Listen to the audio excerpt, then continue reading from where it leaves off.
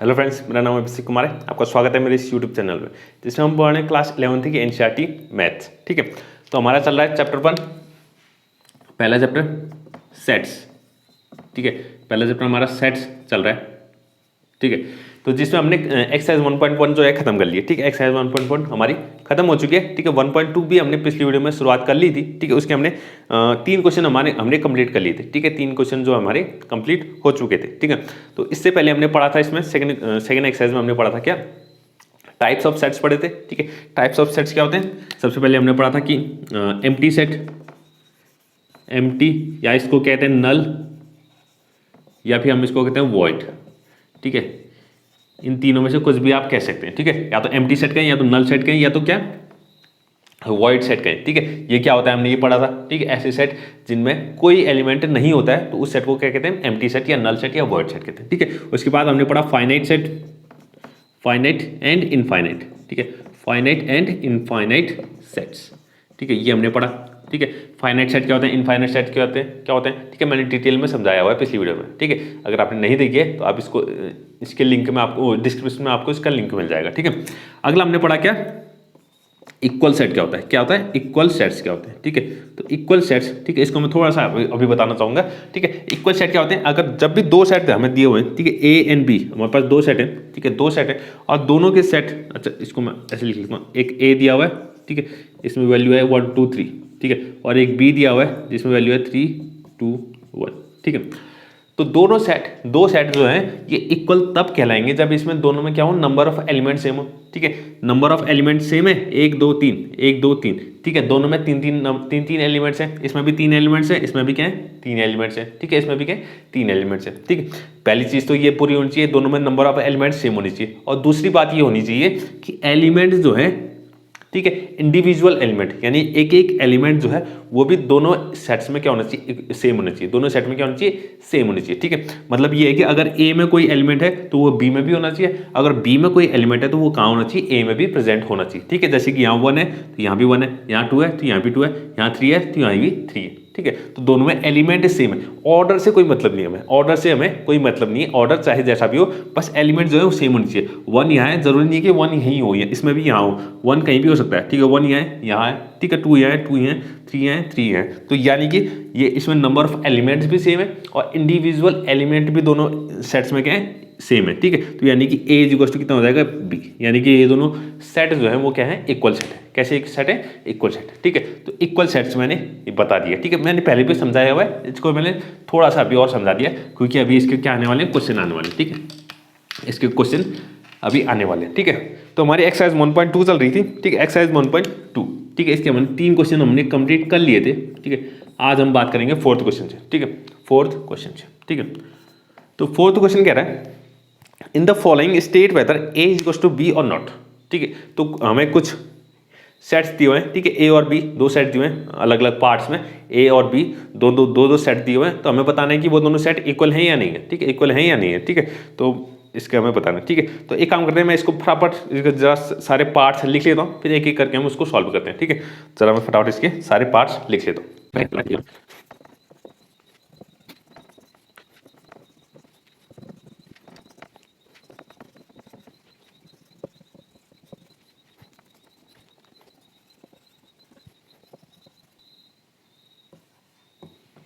Okay, ठीक है, तो मैंने सारे पार्ट्स लिख लिए। ठीक है, सब ठीक है, हर पार्ट्स में क्या दिया हुआ है, एक सेट ए दिया हुआ है, एक सेट बी दिया हुआ है। ठीक है, ए और बी, ए बी और ए और बी। ठीक है, तो हर पार्ट में हमको बताना है, ठीक है, कि ये दोनों सेट जो है इक्वल है या नहीं है। ठीक है, तो इक्वल सेट अभी मैंने बता दिया, दो कंडीशन होनी चाहिए, एक तो नंबर ऑफ एलिमेंट दोनों में सेम होनी चाहिए। ठीक है, तो जैसे इसमें 4 हैं तो इसमें भी 4 हैं। ठीक है, नंबर ऑफ एलिमेंट सेम होनी चाहिए और इंडिविजुअल एलिमेंट, एक एक एलिमेंट जो है अगर सेट ए में है तो सेट बी में भी होनी चाहिए, अगर सेट बी में है तो सेट ए में भी होना चाहिए। ठीक है, तब जाके हम दोनों सेट को क्या कहेंगे, इक्वल, दोनों सेट क्या हो जाएंगे, इक्वल हो जाएंगे। ठीक है, तो चेक करते हैं एक एक करके इसमें। ठीक है, तो पहले में ए दिया हुआ है, ये है बी सेट, ये ए सेट है, बी सेट है। ठीक है, तो सबसे पहले नंबर ऑफ एलिमेंट चेक करते हैं, तो इसमें कितने, 1 2 3 4, 1 2 3 4। ठीक है, दोनों में 4 एलिमेंट है।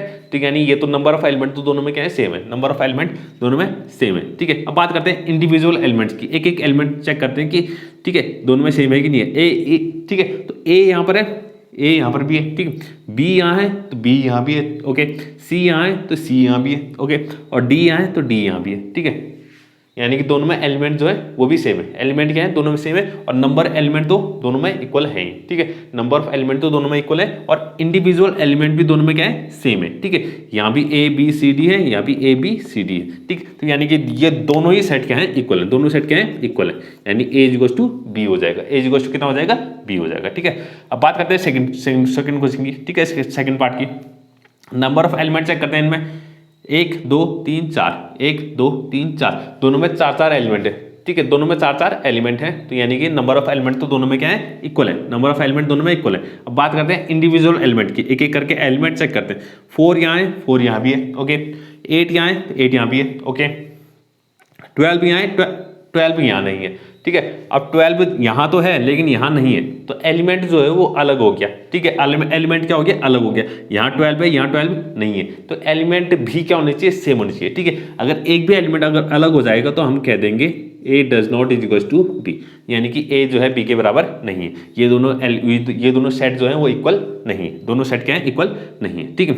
अब बात करते हैं इसमें ए, ठीक है, 2 4 6 8 10, और बी, अच्छा बी हमें किसमें दिया हुआ है, सेट बिल्डर फॉर्म में दिया हुआ है, सेट बिल्डर फॉर्म में दिया हुआ है। तो पहले इसको रोस्टर फॉर्म में कन्वर्ट करते हैं, ठीक है। तो इसको पहले रोस्टर फॉर्म में कन्वर्ट करते हैं, तो बी इक्वल्स टू हो जाएगा, यहाँ पर यहीं पर मैं लिख लेता हूँ, तो बी इक्वल्स टू हो जाएगा, हमें क्या दिया हुआ है, एक्स का मतलब है इसमें एलिमेंट क्या होंगे, एक्स होंगे, ठीक है। एक्स की जो भी वैल्यूज आएगी वो क्या होंगे, इसके एलिमेंट होंगे, ठीक है। तो अब एक्स क्या बोला है, X is the positive even integer. अब इंटीजर क्या होते हैं, 0 1 2 3 4 और -1 -2 -3 -4, ठीक है। ये सारे क्या होते हैं, इंटीजर होते हैं, ये क्या होते हैं, सारे इंटीजर होते हैं। लेकिन हमें क्या बोल रहा है, सिर्फ पॉजिटिव इंटीजर चाहिए, यानी कि 0 1 2 3 4 सब नेगेटिव वाले हटा देने, ठीक है। सिर्फ पॉजिटिव इंटीजर चाहिए, 0 1 2 3 4 5 6 7 8 9 10, ठीक है। ऐसे करके चलते रहेगा, ठीक है। लेकिन यहाँ पर एक खास बात और दी है कि एक्स जो होना चाहिए, ठीक है, वो क्या होना चाहिए, 10 से छोटा। एक्स जो है वो 10 से छोटा होना चाहिए, यानी कि इंटीजर जो है हमें कहाँ तक लेने, सिर्फ 10 तक लेने, ठीक है। सिर्फ 10 तक हमें इंटीजर चाहिए, और वो भी कैसे, इवन इंटीजर, ठीक है। तो इवन इंटीजर क्या होते हैं, ठीक है। Even integer, positive even integer, तो सबसे पहले कौन आएगा, 2 आएगा, सबसे पहले कौन आएगा, 2 आएगा, 2 फिर 4 फिर 6 फिर 8 फिर 10, और यहीं पर बंद कर देंगे, क्योंकि हम एक्स जो है वो सिर्फ 10 तक ही हमें लेना अलाउड है, उससे आगे हमें नहीं लेना है, ठीक है। सेट में जो है इसने कहा हुआ है कि एक्स जो है लेस देन इक्वल टू कितना होना चाहिए, 10 होना चाहिए, ठीक है।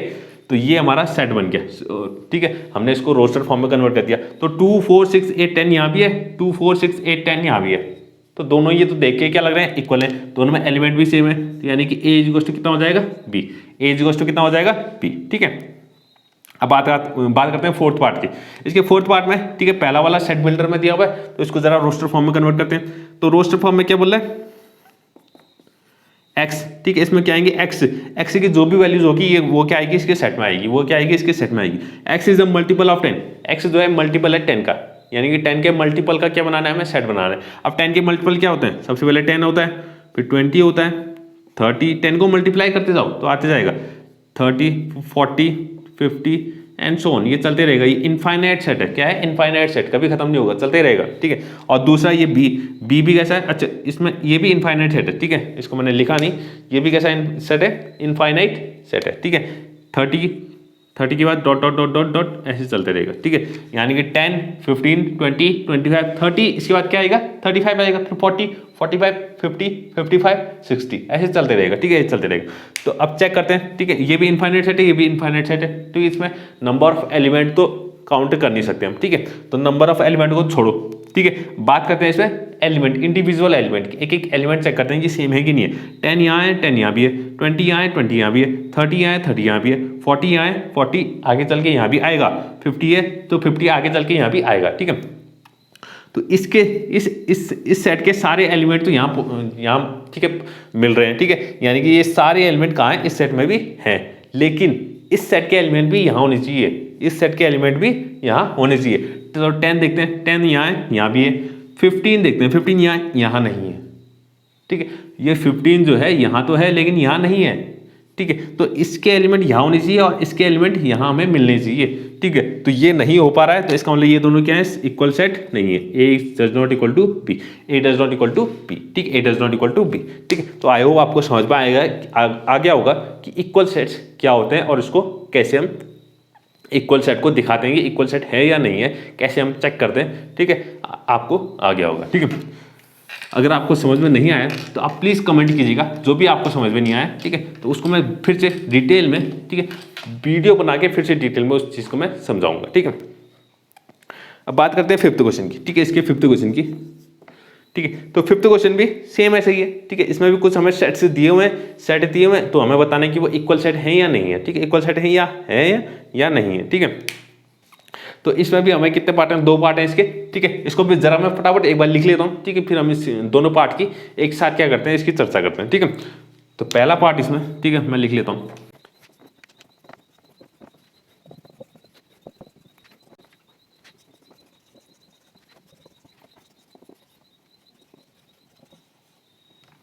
ओके, ठीक है, तो मैंने दोनों पार्ट लिख लिए, ठीक है। दोनों पार्ट में हमें क्या दिया हुआ है, 2 सेट दिया हुआ है, एक तो ए एक बी, इसमें भी ए और बी दिया हुआ है। तो हमें बताना है कि ए और बी दोनों सेट जो है इक्वल हैं या नहीं है, इक्वल हैं या नहीं है, हमें ये बताना है, ठीक है। तो चेक करने का तरीका वही है, नंबर ऑफ एलिमेंट सेम होनी चाहिए और इंडिविजुअल एलिमेंट एक दोनों सेट में क्या होना चाहिए, इक्वल होनी चाहिए, सेम होनी चाहिए, ठीक है। तो पहले बात करते हैं, ये चलो, ये तो टेस्ट रोस्टर फॉर्म में दिया हुआ है, तो इसमें 2 और 3 2 एलिमेंट है, ठीक है। बी वाला क्या दे रखा है, हमें सेट बिल्डर फॉर्म में दिया हुआ है, ये कह रहा है x such that X is a solution of, ठीक है, एक क्वाड्रेटिक इक्वेशन दी हुई है, ठीक है। तो इस क्वाड्रेटिक इक्वेशन के जो सॉल्यूशन आएंगे वो क्या होंगे, इस सेट में होंगे, ठीक है, वो इसके सेट के एलिमेंट होंगे, इसके जो सॉल्यूशन आएंगे। अब सॉल्यूशन किसी भी क्वाड्रेटिक इक्वेशन के जो सॉल्यूशन आते हैं वो कितने आते हैं, 2 आते हैं, उसके 2 रूट्स होते हैं ना, ठीक है, आपने 10th में पढ़ा होगा, ठीक है।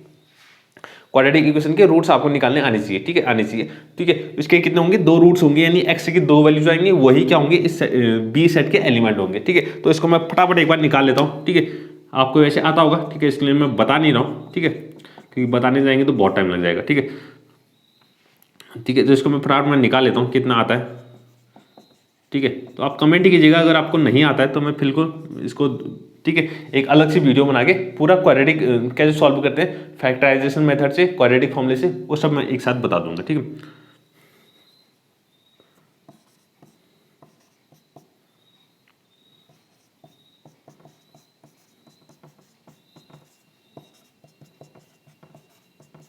ओके, ठीक है।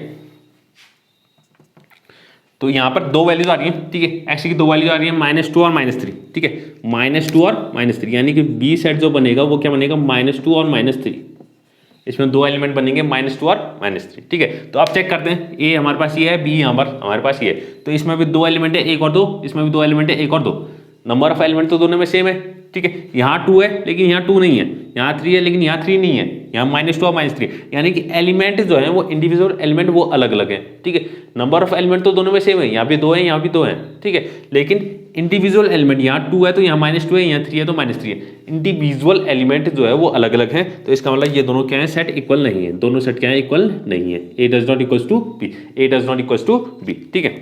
तो ये आपको क्वाड्रेटिक इक्वेशन मैंने सॉल्व की थी, इसको हटाया था, ठीक है। A does not equal to कितना आ गया, बी आ गया, ठीक है। इसका सेकंड पार्ट की बात करते हैं, सेकंड पार्ट में कह रहा है दोनों ही क्या देखे हैं, सेट बिल्डर फॉर्म में, तो पहले इनको रोस्टर फॉर्म में कन्वर्ट करते हैं, ठीक है, फिर हमें पता चलेगा कि दोनों में क्या है, इक्वल है या नहीं है, ठीक है। तो X such that X is a letter in a word of follow, ठीक है। तो ये जो फॉलो हमने वर्ड लिखा हुआ है, FOLLOW, फॉलो लिखा हुआ है, इसमें जितने भी लेटर आ रहे हैं, ठीक है, उनका एक क्या बन जाएगा, सेट बन जाएगा, उनका क्या बन जाएगा, सेट बन जाएगा, ठीक है। तो इसको मैं जरा यहीं पर लिख लेता हूँ, तो सेट ए जो बनेगा हमारे पास क्या बनेगा, ठीक है। और कोई भी लेटर अगर रिपीट हो रहा है तो इस सेट में उसको हम दोबारा नहीं लिखेंगे, एक ही बार लिखेंगे, ठीक है। आप जरा इसका ध्यान रखें, ठीक है।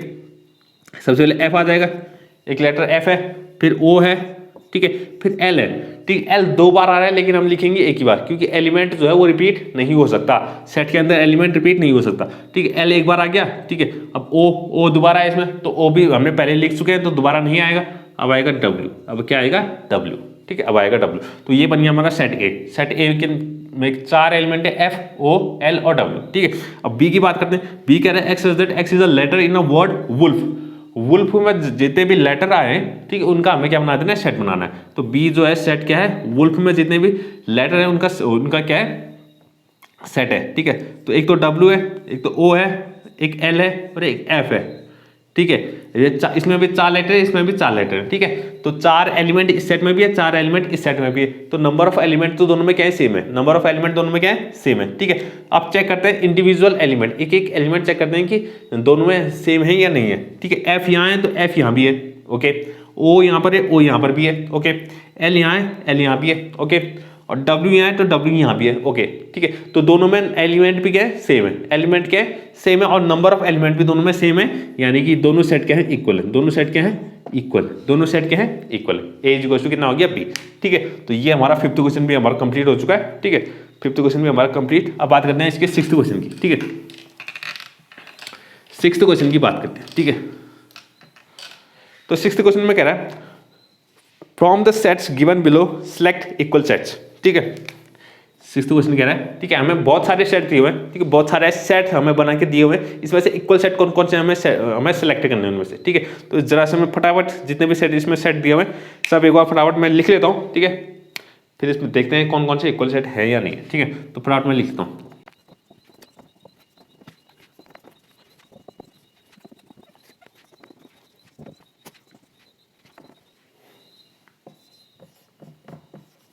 ओके, ठीक है। तो मैंने सारे सेट्स लिख लिए हुए हैं, ठीक है। मैं इतने सारे सेट दिए हुए, इनमें से हमें ढूंढना है कि कौन कौन से सेट जो है इक्वल है, कौन कौन से सेट जो है इक्वल है, हमें ये ढूंढना है, ठीक है। तो पहले से चेक करते हैं, इसमें कितना है, 2 4 8 12, 2 4 8 12 और कहीं, ओके, ठीक है। तो मैंने सारे सेट्स लिख लिए हुए हैं, ठीक है। मैं इतने सारे सेट दिए हुए, इनमें से हमें ढूंढना है कि कौन कौन से सेट जो है इक्वल है, कौन कौन से सेट जो है इक्वल है, हमें ये ढूंढना है, ठीक है। तो पहले से चेक करते हैं, इसमें कितना है, 2 4 8 12, 2 4 8 12 और कहीं दिख रहा है, हमें ये दिख रहा है 4 8 12 14, लेकिन यहाँ 14 है और यहाँ 14 नहीं है, तो ये दोनों सेट जो है इक्वल तो नहीं है, ये दोनों सेट क्या है, इक्वल तो नहीं है, ठीक है। और कोई है इसमें ऐसा, इसके जैसा और कोई नहीं है, ठीक है। यानी ए जो सेट ए जो है वो किसी के साथ इक्वल नहीं है, किसी के साथ भी इक्वल नहीं है। अब बी की बात करते हैं, तो बी में कितना है, 1 2 3 4, 1 2 3 4 यहाँ नहीं है, यहाँ देखिएगा, ठीक है। 1 यहाँ है तो 1 यहाँ भी है, 2 यहाँ है तो 2 यहाँ भी है, ओके।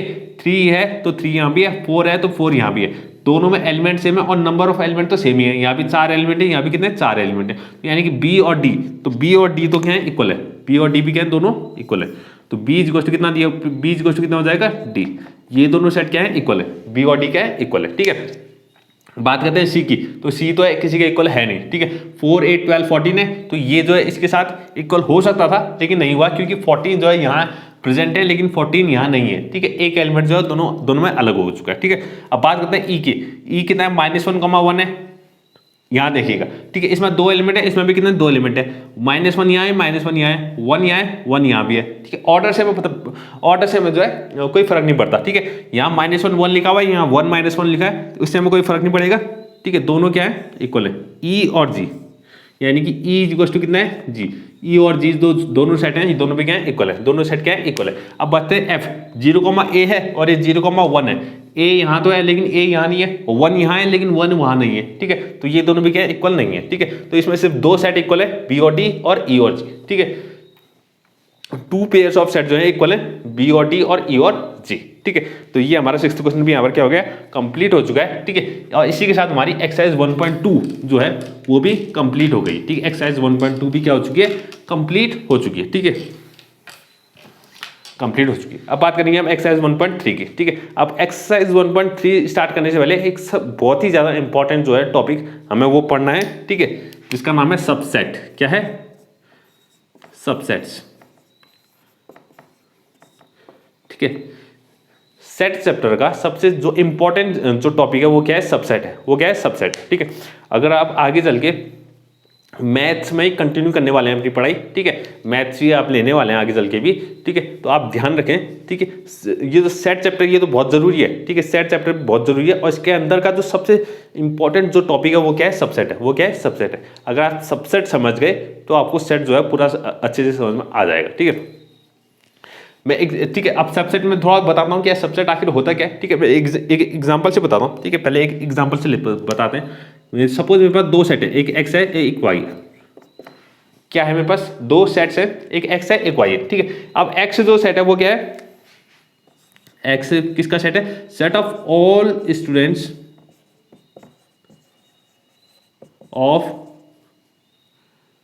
ऑफ स्कूल, ठीक है, ठीक है। तो स्कूल के सारे बच्चे ठीक है, चलो आपका स्कूल मान लेते हैं, ठीक है।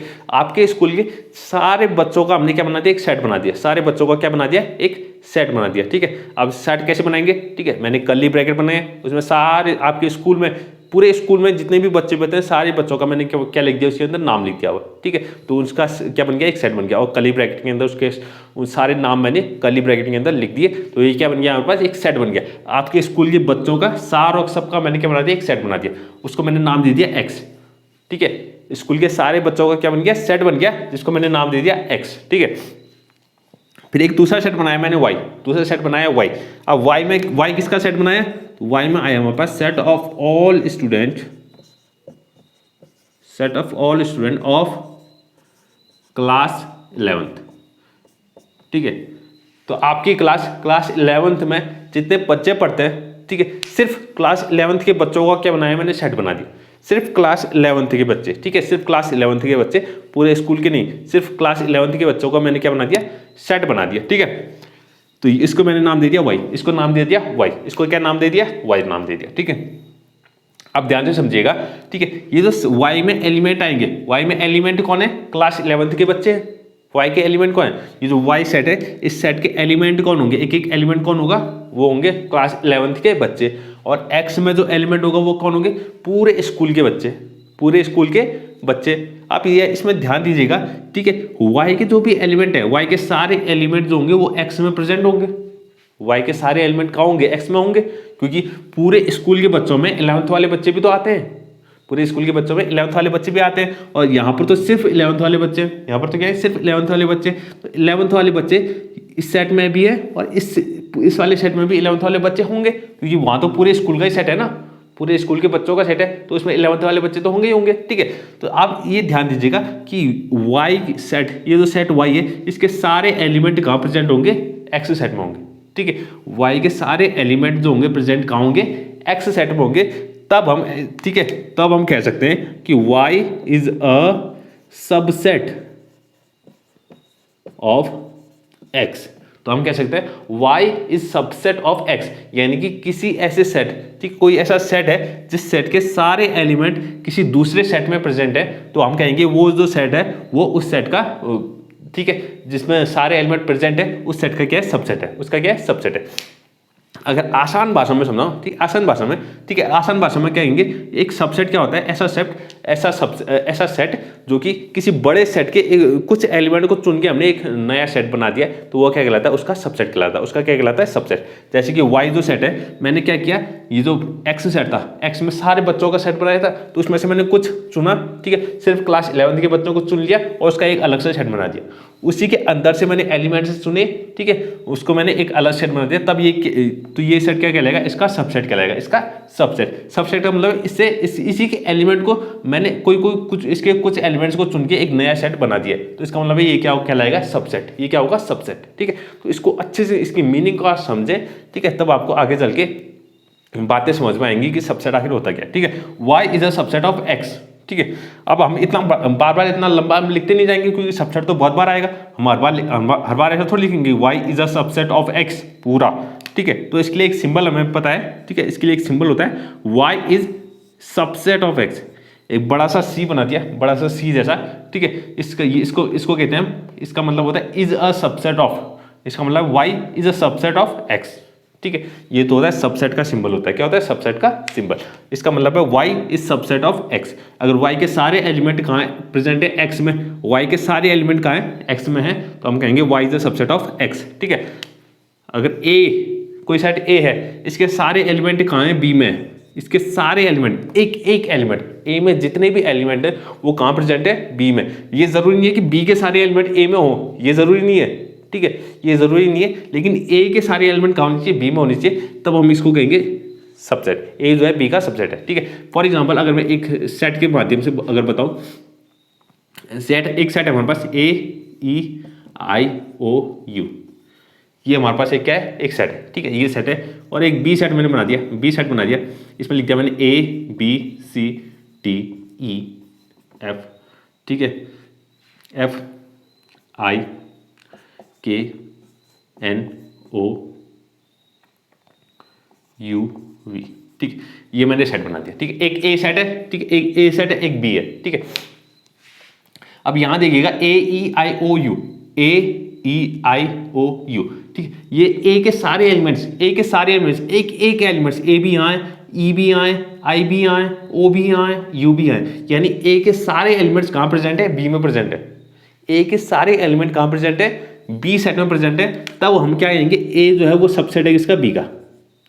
ए क्या है? बी का सबसेट है। ए क्या है? बी का सबसेट है। लेकिन जरूरी नहीं है कि बी के सारे एलिमेंट्स वहां हो। ठीक है, बी में तो इतने सारे एलिमेंट है, बी के सारे एलिमेंट वहां प्रेजेंट हो या ना हो इससे मतलब नहीं है। ठीक है, वो तो इक्वल सेट्स में हमें मतलब होता था। इक्वल सेट्स अलग चीज है। ठीक है, ये क्या है? सबसेट है। सबसेट में क्या होनी चाहिए? एक सेट के एलिमेंट्स जो है दूसरे सेट में प्रेजेंट होने चाहिए, तब हम कहेंगे वो सेट जो है उसका क्या हो जाएगा? सबसेट हो जाएगा। क्या हो जाएगा? सबसेट हो जाएगा। ठीक है, तो इसको आप ध्यान से समझिएगा। ठीक है, अब बात करते हैं इसकी थोड़ी सी और। ठीक है, थोड़ा सा इसको और डिटेल में अगर समझते हैं। ठीक है, थोड़ा मैथमेटिकल भाषा में अगर उसको समझें। ठीक है, इसकी मैं डेफिनेशन लिखने जा रहा हूँ। ठीक है, इसकी मैं डेफिनेशन लिखने जा रहा हूँ। तो डेफिनेशन अगर आप देखें, ठीक है, डेफिनेशन कुछ ऐसी है। इफ एवरी एलिमेंट ऑफ ए का मतलब है सेट ए। ठीक, if every element of set A is also an element of B, then A subset B। ठीक है, अगर इफ एवरी एलिमेंट ऑफ ए का हर एक एलिमेंट अगर बी का भी एलिमेंट है तो हम कहेंगे ए जो है बी का सबसेट है। ए जो है बी का सबसेट है। ए जो है बी का सबसेट है। ठीक है, ठीक है, इसको आप ध्यान से समझिएगा। इसको और करके मैं लिख रहा हूँ, इसी डेफिनेशन को एक दूसरी तरीके से भी लिख रहा हूँ, जो कि मैथ्स में लिखा जाता है, मैथ की भाषा में लिख रहा हूँ। ठीक है, मैथमेटिकल की, ठीक है, मैथमेटिकल डेफिनेशन में लिख रहा हूँ। ठीक है, इसको आप ध्यान से समझिएगा। ये लिखिएगा, मैं लिख रहा हूँ कि ए सबसेट बी, ए जो है बी का सबसेट होगा। ए जो है बी का सबसेट होगा। ठीक है, इफ, अगर ए जो है बी का सबसेट होगा, अगर, ठीक है, कब होगा? अगर A belongs to A, belongs to, ठीक है, ये साइन का मतलब मैंने समझाया था ना पहले। ठीक है, मैंने डिटेल उसमें अच्छे से मैंने इस साइन का मतलब समझाया था अलग से। इसका मतलब है बिलोंग्स टू, इसका मतलब है ये जो एलिमेंट है, स्मॉल एलिमेंट, ये कहाँ है? इस सेट के अंदर है। ठीक है, इस सेट के अंदर में, इस सेट के अंदर प्रेजेंट है, इस सेट के अंदर मौजूद है। ठीक है, इसका मतलब बिलोंग्स टू, ये जो है ए एलिमेंट, ये कहाँ है? इस ए में, कैपिटल ए में, इस सेट ए में बिलोंग करता है। ठीक है, इस सेट के अंदर ये एलिमेंट है। ठीक है, और यहाँ पर ये जो ए एलिमेंट, ये जो ए लिखा हुआ है, इसका ये जो है ये क्या डिनोट कर रहा है? इस सेट ए के अंदर के सारे एलिमेंट्स को, सेट, ये जो सेट ए है, सेट ए के अंदर के सारे एलिमेंट्स को कौन बता रहा है? ये सिंगल ए। ठीक है, सिंगल ए जो है क्या डिनोट कर रहा है? इस सेट ए के अंदर के सारे एलिमेंट्स को। ठीक है, तो ये ए बिलोंग्स टू ए, इसका कहने का मतलब है वो सारे एलिमेंट जो ए के अंदर हैं, वो सारे एलिमेंट जो ए के, ये कैपिटल ए के अंदर हैं। ठीक है, इस ए का मतलब है ये सारे एलिमेंट जो इस कैपिटल ए के अंदर है। तो ये, ठीक है, तो आप इसको समझिएगा, ए सबसेट बी, ए जो है बी का सबसेट होगा अगर ए के सारे एलिमेंट्स, ए के सारे एलिमेंट्स इंप्लाइज दैट बी के भी एलिमेंट हो जाए। ये जो ए के सारे एलिमेंट है, ये जो स्मॉल ए था वो क्या दिखा रहा था? ए के सारे एलिमेंट, और जो स्मॉल ए जो है ये क्या है? ए के सारे एलिमेंट अगर बी के भी क्या हो जाए? एलिमेंट हो जाए। ठीक है, आप समझ रहे हैं? ए के सारे एलिमेंट अगर बी के भी एलिमेंट हो जाए तब क्या हो जाएगा? ए सबसेट बी हो जाएगा। ठीक है, तो इतनी जो चीज है, ये जो मैंने, ठीक है, डेफिनेशन में लिखी हुई थी, इसको हम मैथमेटिकल भाषा में कुछ इस तरीके से लिख देंगे। ठीक है, कुछ इस तरीके से लिखेंगे, यानी कि इस पूरे का अगर मतलब समझाएं तो क्या हो जाएगा? ए सबसेट बी, ए जो है बी का सबसेट होगा अगर इफ ए बिलोंग्स टू ए के सारे एलिमेंट्स, इस ए के सारे एलिमेंट्स इस बी के सारे एलिमेंट बन जाए, बी के सारे एलिमेंट बन जाए। ठीक है, और ये जो बीच में साइन बनाया था, इसका मतलब ये क्या, इस साइन क्या कहलाता है? इंप्लाइज। ये साइन क्या कहलाता है? इंप्लाइज, यानी कि A belongs to A implies A belongs to B. A belongs to A implies A belongs to B, यानी कि अगर ए के सारे एलिमेंट्स, ए के सारे एलिमेंट क्या बन जाए? बी के भी सारे एलिमेंट बन जाएं, तो हम क्या कहेंगे? ए जो है सबसेट है बी का। ए जो है क्या है? बी का सबसेट है। ए जो है बी का सबसेट है। ठीक है, तो ये हमारी सबसेट की कहानी। ठीक है, ये हमारी सबसेट की कहानी। ठीक है, इसमें थोड़ा सा और अगर आगे बढ़े, ठीक है, थोड़ा सा और आगे बढ़े, ठीक है, थोड़ी सी और इसमें चर्चा करें, तो ये ध्यान रखिएगा। ठीक है, मैं कह रहा हूं A belongs to A implies A belongs to B, ठीक है, then A is subset of B, ठीक है। तो आप ये समझ गए कि ए के सारे एलिमेंट्स अगर बी के एलिमेंट बन जाए तो ए सबसेट ऑफ बी हो जाएगा, ए सबसेट ऑफ बी हो जाएगा, ए क्या हो जाएगा, बी का सबसेट हो जाएगा, ठीक है। अगर लेकिन ऐसा हो जाए, ठीक है, अगर ऐसा हो, ठीक है, बी के भी सारे एलिमेंट ए के एलिमेंट हो जाए, ठीक है, बी के सारे एलिमेंट क्या बन जाए, ए के हो जाए, ठीक है। इसको आप एक मिनट ना, इसको ध्यान से देखिएगा, ठीक है, यानी कि बी के सारे एलिमेंट भी किसके बन जाए, ए के बन जाए, ठीक है। जैसे ए के सारे एलिमेंट क्या है, बी में है, और बी के सारे एलिमेंट भी अगर ए में हो जाए, बी के सारे एलिमेंट, सपोज बी के एलिमेंट क्या है, बी है, B belongs to B implies that B belongs to A, तो देन, ठीक है, बी के सारे एलिमेंट अगर बी ए के भी एलिमेंट हो जाए तो हम कहेंगे B subset of A, B जो है वो ए का सबसेट हो जाएगा, समझ रहे, ठीक है। अगर ए के सारे एलिमेंट्स बी में प्रेजेंट हैं तो हम कहेंगे ए सबसेट ऑफ बी, और बी के सारे एलिमेंट अगर ए में प्रेजेंट है तो हम कहेंगे B subset of A, B जो है सबसेट हो जाएगा ए का, ठीक है। तो आप ये चीज ध्यान रखें, ए के सारे एलिमेंट बी में है, बी के सारे एलिमेंट्स ए में है, ए के सारे एलिमेंट्स ए, ठीक है, ए के सारे एलिमेंट्स बी में है, बी के सारे एलिमेंट्स ए में है। अभी हमने पढ़ा था पिछली एक्सरसाइज में, लास्ट क्वेश्चन ध्यान रखिएगा, इक्वल सेट्स हमने पढ़े थे। इक्वल सेट्स में क्या कहता है, ए के सारे एलिमेंट बी में होने चाहिए और बी के सारे एलिमेंट्स ए में होने चाहिए, ठीक है। तो वही है, ए के सारे एलिमेंट्स कहाँ है, बी में, बी के सारे एलिमेंट्स कहाँ है, ए में, तो यानी कि ए इक्वल टू क्या हो जाएगा, बी, ए इक्वल टू कितना हो जाएगा, बी। तो आप ध्यान रखिएगा, ए सबसेट बी है और बी सबसेट ए है, ये कब पॉसिबल है, जब दोनों सेट क्या इक्वल हो जाए। दोनों ही सेट जो है एक दूसरे के सबसेट बन जाएंगे, कब, जब दोनों ही सेट क्या हो, इक्वल हो, दोनों ही सेट क्या हो, इक्वल हो। अगर दोनों ही सेट इक्वल हैं, ए इक्वल टू बी है, तो इसका मतलब है देन अगर ए इक्वल टू बी है तो इस क्या हो जाएगा, A subset B and B subset A. अगर दोनों ही सेट क्या है, इक्वल हैं, तो यानी क्या हो जाएगा, ए जो है बी का सबसेट हो जाएगा और बी जो है ए का सबसेट हो जाएगा, ए जो है बी का सबसेट, ए जो है बी का सबसेट और बी जो है ए का सबसेट हो जाएगा, कब, जब दोनों ही सेट क्या हो जाए, इक्वल हो जाए, दोनों ही सेट क्या हो जाए, इक्वल हो जाए, ठीक है। तो इसको हम कैसे लिखते हैं, इसको लिखने का तरीका है, इसको लिखने का तरीका आप देखिएगा, इसको लिखने का तरीका है, A subset B and B subset A. A जो होगा बी का सबसेट होगा और बी जो है ए का सबसेट होगा, इफ एंड ओनली इफ, ये जो साइन है दोनों तरफ एरो लगाया हुआ है, ठीक है, इस साइन को कहते हैं इफ एंड ओनली